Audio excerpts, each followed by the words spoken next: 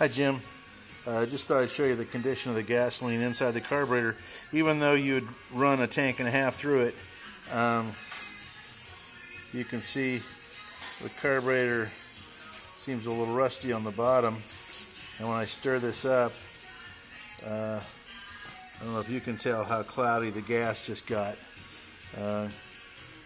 but where you could see my finger all the way down before when it was all settled, you can't anymore, and that'll settle again in a minute.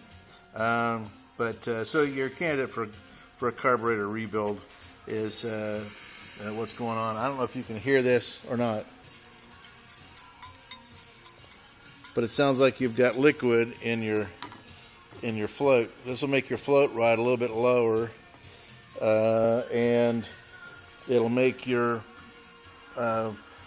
fuel in the float bowl be a little bit higher, which will tend to make you run rich, because all you have to control the flow through here is an orifice. Of course, we can adjust. You have adjustments for the load speed, the load mixture, and also for the idle mixture. That jet goes down through the top here.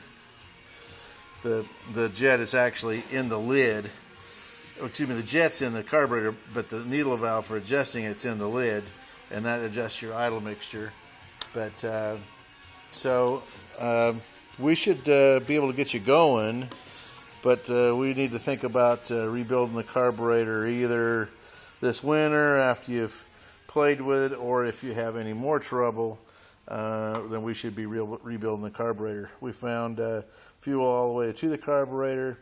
I did blow on the inlet right here, and it did seem like, right here. I wasn't pointing at it. The camera pointed there, but anyway, I blew on the inlet here, and I did meet with some resistance. So I think the float valve. I think I blew the float valve open. I think the float valve, which is right here, was actually stuck, and of course your float goes here with a pin, and that holds your that shuts the valve. I do think I opened it up when I blew. Daggone it, I'm not aiming right. I do think I opened it up when I blew on this line.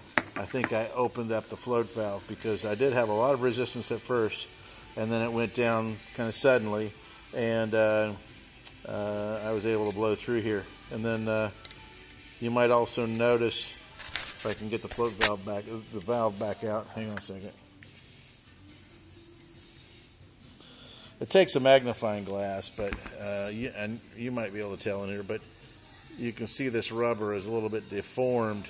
Once it starts to get deformed, it starts to get a shoulder that is the same diameter as the orifice, and it has a tendency to want to stick in the orifice. So I think that's what happened to us. So anyway, that's the story, and we'll still try it first thing tomorrow morning and see if we can get out in the middle of the lake and get stuck. So anyway, that's the update. Thanks, man.